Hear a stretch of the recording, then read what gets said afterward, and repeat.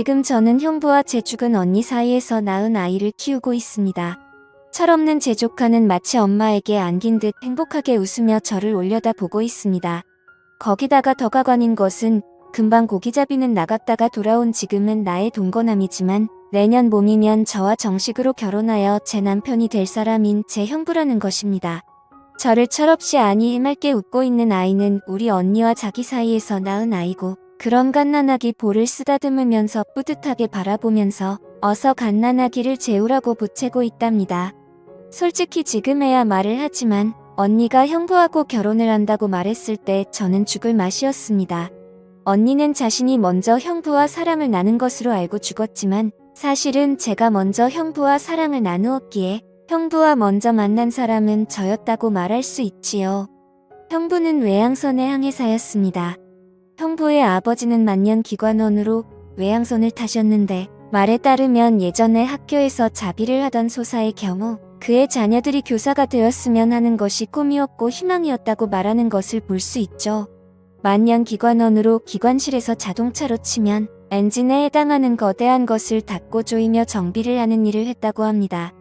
햇빛을 구경하지 못하고 지내다가 쉬는 시간에야 겨우 바다도 보고 햇빛도 볼 정도로 선체의 말미 부근에 근무를 하였기에 형부 아버지 즉 앞으로 저에게 시아버님이 되실 분의 평생 소원은 하나뿐인 아들인 형부가 해양대학을 졸업하고 밑에서부터 천천히 승진하고 또 경력을 쌓은 후 시험을 봐서 외양선 선장이 되기만을 기대하였는데 그만 우리 자매의 덫에 걸려 외양선 선장의 꿈을 접고 지금 남해안의 아주 작은 어촌에서 고기잡이 배의 선장이 되고 말았답니다.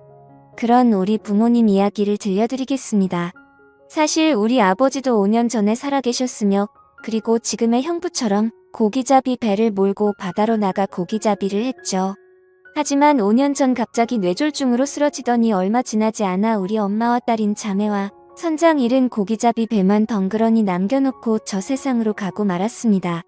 그런데 엎친 데 덮친다고 바다에서 물질을 하시던 엄마도 오랜 물질로 인한 잠수병이 발발하여 아버지를 따라 우리 자매만 남기고 저 세상으로 가버리고 말았습니다. 남겨진 우리 자매는 앞날이 너무도 막혔습니다. 우리 자매에게 남겨진 것이라고는 오두막에 가까운 집이랑 아버지가 고기잡이에 쓰던 낡은 고기 빼은 척이 우리 자매의 전 재산이었어요. 그나마 다행이었던 것이 저보다 7살이나 많아 일찍 고등학교를 졸업하고 아버지를 따라다니며 고기를 잡던 언니가 배를 운전할 수 있다는 사실이었습니다. 우리가 살던 곳은 낚시가 잘 되는 곳에서 가까운 곳이었습니다. 배로 10여 분 이상을 타고 가면 아주 좋은 포인트가 많은 곳이기에 바다 낚시철이 되면 전국에 많은 강태공이 많이 몰리는 곳이기도 하답니다. 토요일이나 일요일 그리고 공휴일의 경우 배를 타려는 낚시꾼들로 북새통을 이루지요. 그래서 토요일이나 일요일 그리고 공휴일의 경우 고기잡이 배들은 고기잡이를 접고 모두가 낚시꾼들을 갯바위로 실어다 주고 또 갯바위 근처에 대기하고 있다가 물대에 따라서 다른 갯바위로 이동을 시키고 그리고 낚시가 끝나면 육지인 우리 동네까지 데리고 오는 일의 수입이 고기잡이보다 쏠쏠하여 그 일에 매달리는데 처녀선장인 우리 언니의 배는 그런 배들 중에 인기가 있었습니다. 우리 동네 아니 가까운 곳에 백사장이라도 있다면 여름철에도 민박이 가능하겠지만 길이 10임 정도의 백사장은커녕 손바닥만한 백사장도 없기에 낚시철이 아니면 민박 손님을 본다는 것은 하늘의 별을 따기나 마찬가지라는 말이 돌 정도로 민박 손님은 없었습니다.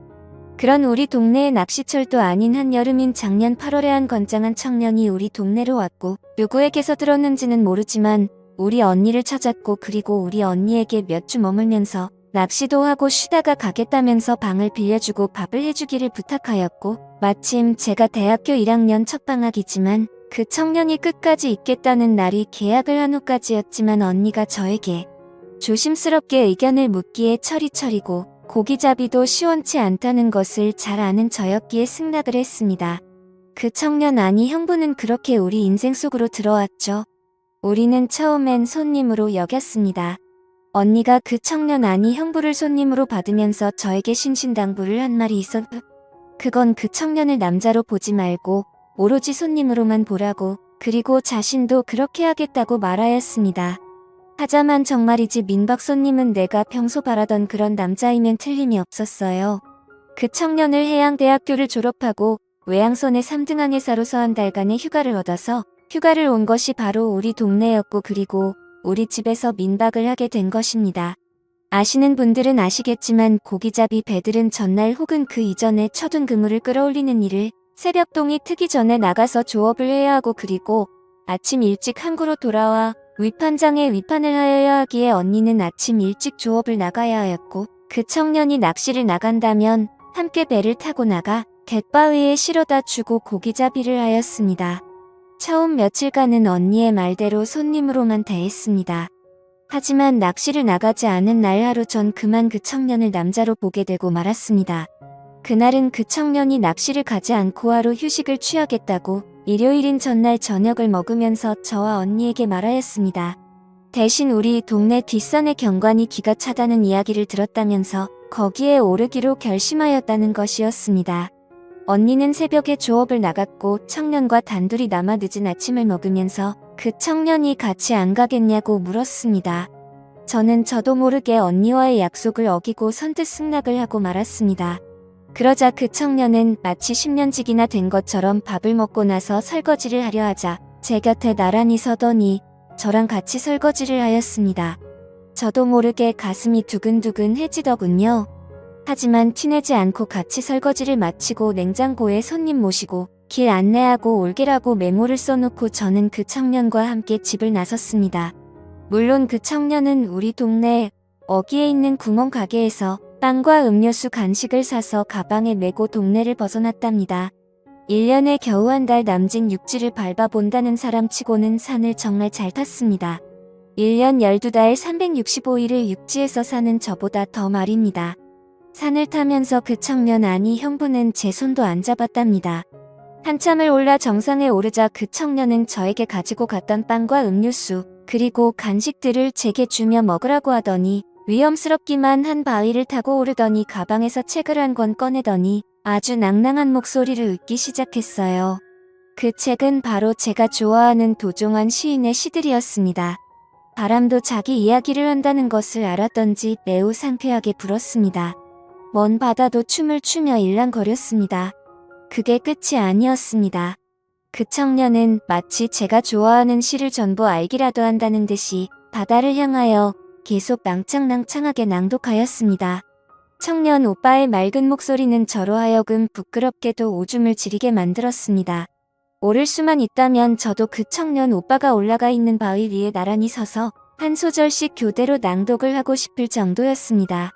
하지만 수줍음이 많고 내성적이었던 저는 음료수와 간식을 먹으며 멀리서 그냥 바라보면서 아는 시가 나오면 속으로 같이 낭독하고 있을 뿐이었습니다. 그는 거의 30분가량을 그렇게 시를 낭독하더니 내려왔고 그리고 마치 아무 일도 없었다는 듯이 제 곁으로 와앉더니 빵과 과자 부스러기와 음료수를 마시면서 바다를 바라보고 제법 많은 이야기를 나누었습니다. 거기에서 저는 저도 모르게 청년 오빠에게 마음이 끌렸던지 엄마 아빠 이야기이며 우리 자매의 이야기를 하나도 꾸밈없이 모조리 이야기하고 말았습니다. 청년 오빠도 자신이 배를 타기 위하여 해양대학교에 가게 된 동기를 만들어준 자기 아버지에서부터 시작한 자기의 이야기를 모조리 들려주었습니다. 그리고 그 청년은 그 다음날 또 다음날에도 낚시를 나갔습니다. 산에 갔다 온 후로 전 막연하게 그 오빠는 내 동경의 대상이었고 그리고 그 오빠가 바위 위에 올라가 낭낭한 목소리로 시를 낭독하던 모습을 그리며 스스로를 만족시키는 습관이 생기고 말았습니다. 오빠하고 산행을 다녀온 후 그 대상이 그 청년 오빠가 된 것은 어쩌면 지극히 당연한 결과였는지 모를 일입니다. 오빠 그날도 전 새벽에 눈을 뜨자마자 오빠와 있었던 산행 생각을 하였고 그리고 바위 위에 올라가 낭낭한 목소리로 시를 낭독하던 오빠를 떠올리며 스스로를 기분 좋게 만드는 행위를 하며 오빠를 나직하게 외쳤습니다. 그때 갑자기 순간 방문이 열렸고 언니 배를 타고 갯바위로 낚시를 가 있어야 할 민박 손님 오빠의 얼굴이 보였습니다. 부끄러운 나의 모습을 오빠가 보고 만 것입니다. 오빠는 나에게 힘들지 않냐며 자기가 도와주겠다며 사랑을 나누게 되었습니다. 민박 손님과 민박집 주인 동생이 서로의 육체를 탐하게 된 것입니다. 그렇게 오빠와 나가 하나가 된 것은 오빠가 우리 집에 민박을 시작하고 꼭 일주일 만에 일어난 일이었어요. 그리고 나는 20살 여름이었고 오빠는 대학을 졸업하고 7년 만인 32살 때인 작년의 일입니다. 그로부터 나는 언니 몰래 스스로 오빠 방을 찾아가 일을 치렀습니다. 나와 동침을 한 사흘 후부터 오빠를 갯바위로 실어다 주면서 언니도 그 오빠와 일을 치렀다는 사실을 전혀 모르게 되었습니다. 언니는 내가 먼저 오빠와 사랑을 나눴다는 것을 모르면서 또 내 모르게 오빠와 사랑을 나누면서 나는 모를 것이라고 생각하며 하였고, 나 역시 언니가 오빠와 할 것이란 생각 자체를 하지 않았고, 언니가 설마 오빠와 할 것이란 생각을 하지 않았던 것입니다. 자매가 한 남자와 번갈아 가면서 사랑을 나누게 된 것이죠. 처음에 오빠와 아무런 사이가 아닐 때는 하루하루가 지루하게 느껴졌습니다. 오빠 때문에 자유롭게 친구 집에 놀러갈 수도 없었으니 말입니다. 하지만 오빠와 사랑을 나누기 시작하고는 하루하루가 무서웠습니다. 그런 생각을 하면 할수록 날짜는 아주 빠르게 지나갔습니다. 오빠가 머물기로 한 기간이 지나고 오빠는 다시 외양선을 타려고 가버렸습니다. 그러나 나를 경악하게 한 큰 사고가 발생했습니다. 평소 철두철미한 성격의 언니가 허술하게도 자신의 일기장을 숨겨둔 책상 서랍을 잠그지 않고 고기잡이에 나갔고, 나는 그만 봐서는 안 될 언니의 일기장을 보게 되었습니다. 지금부터 언니의 일기장 일부를 공개합니다. 우리 집에 때 아닌 민박 손님이 왔다. 너무나 멋진 남자이다. 차림이며 생김새로 보라뱅이를 하는 나로서는 올려다볼 상대가 그런 남자 같다. 내 동생도 분명하게 나처럼 생각을 할 것 같았다. 그래서 동생에게 신신당부를 하였다.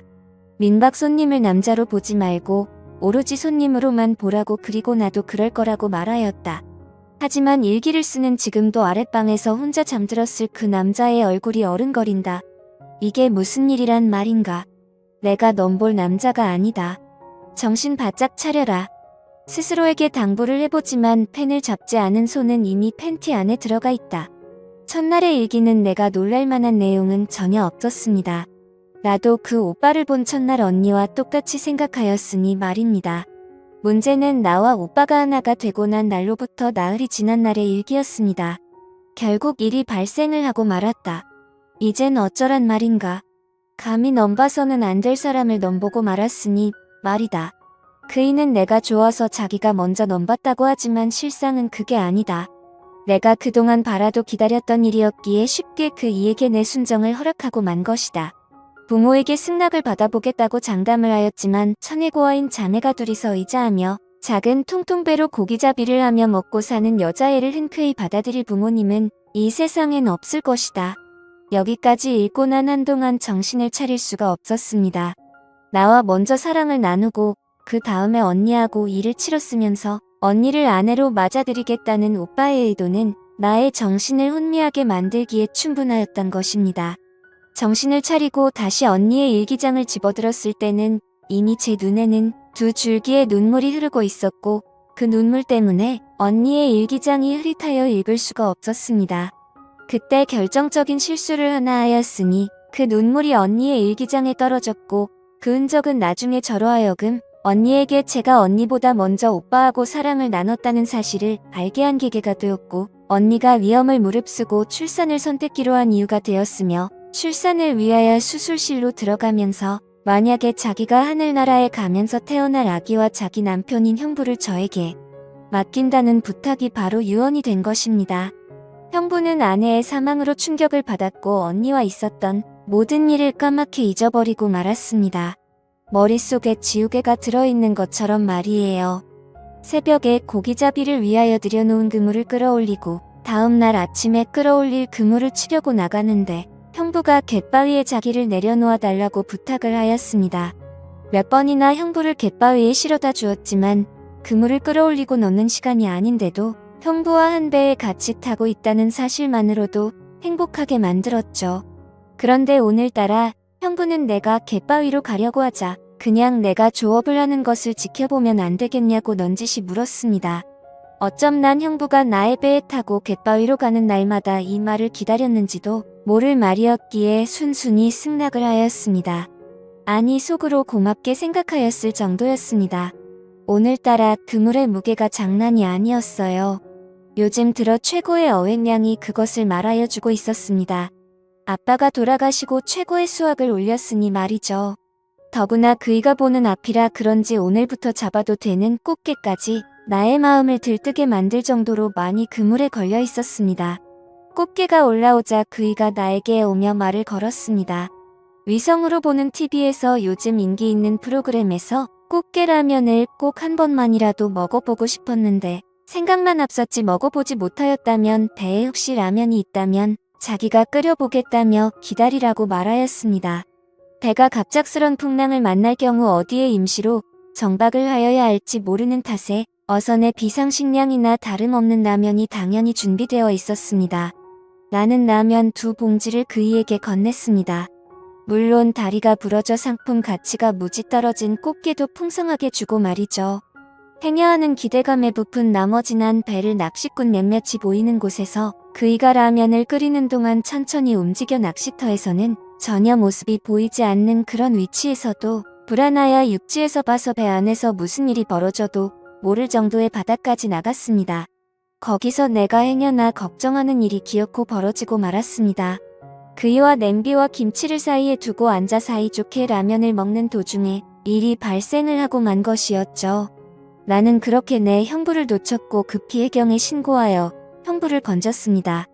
다행히도 형부는 무사히 살았고 나는 그런 조카와 형부와 함께 이곳에서 행복하게 살 꿈을 꾸고 지낸답니다. 지금까지 제 사연을 들어주셔서 감사합니다. 다들 행복하세요.